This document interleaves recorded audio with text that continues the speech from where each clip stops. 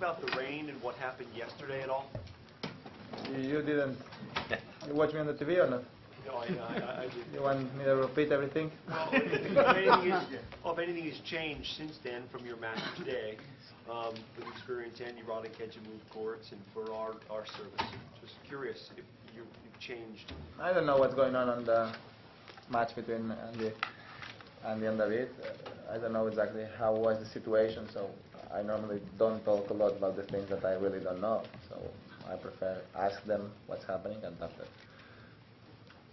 it's from another match, so they're gonna have better information than myself. I was playing. How hard was it for you to start the match today, knowing you were down 3-love, down a break, and you had to think about it overnight, and then come back out today and start another day? It's best of 5. When playing against Mulder, he has a fantastic serve. So I know I can go on court and lose the first serve. That's the normal thing, no? But I go on court trying my best in every moment and trying to produce any opportunity to have the break back. I did.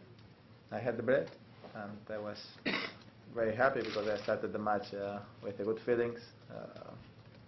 It's not easy because he plays aggressive, he plays with mistakes, but at the same time with winners, so it's difficult to have the right rhythm against him. But at the start of the 7th game, were you thinking that was the time to break him? You seem to be very active in the return of service, waiting to get it. When in the 4-2, 7 game? 4-2, right. 7. I try my best in every return. I don't feel more active in that game than other games. I felt that if I don't have the break there, it's going to be very difficult to have the break later, because with the 4-2, I have to go back to the other side against the wind with new balls, 5-2. So I thought that if I don't have that break with the 4-2 to 4-3, I'm going to lose the first set. Rafa, specifically about today, what do you think about your game was working, and what do you think really put him off balance?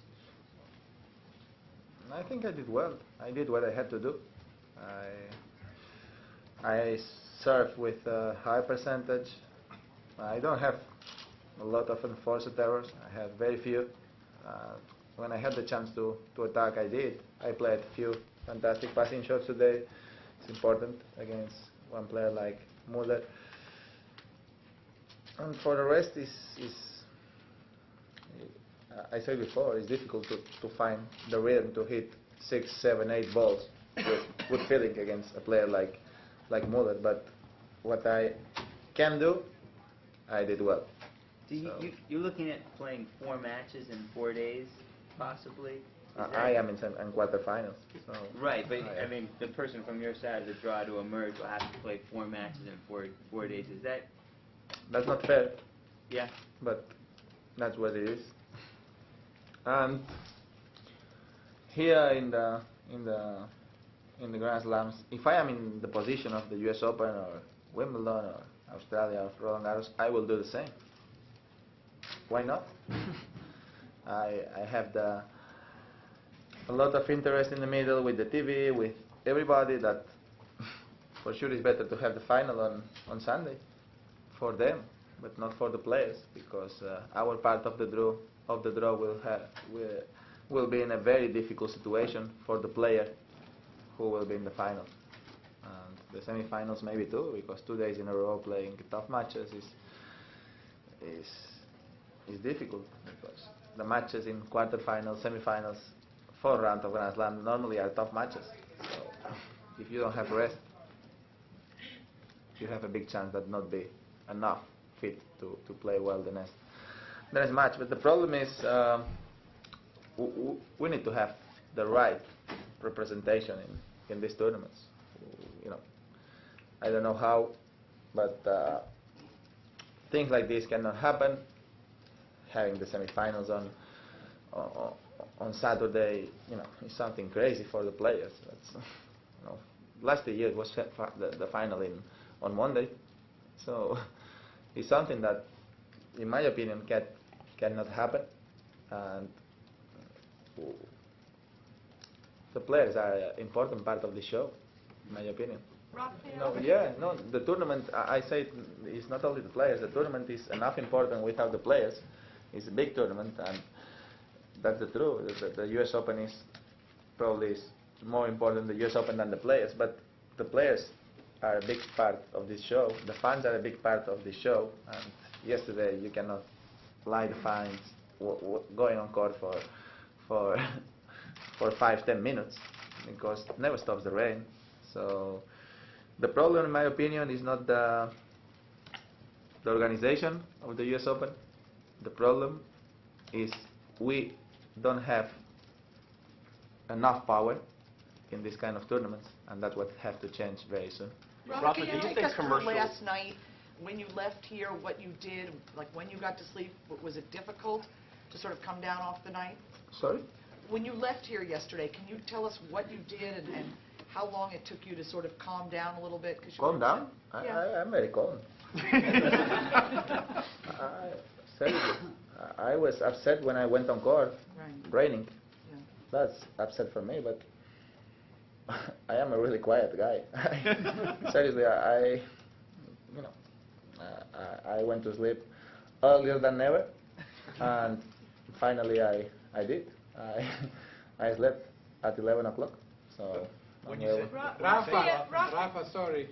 Don't you think that players have some responsibility if situation is like this? Don't you think that already in the past the players should have done something to fight against the Super Saturday? They should have done something to avoid the first round that ends on Wednesday and all these kind of things. Because you have more power than you think, but you should be more united than you are.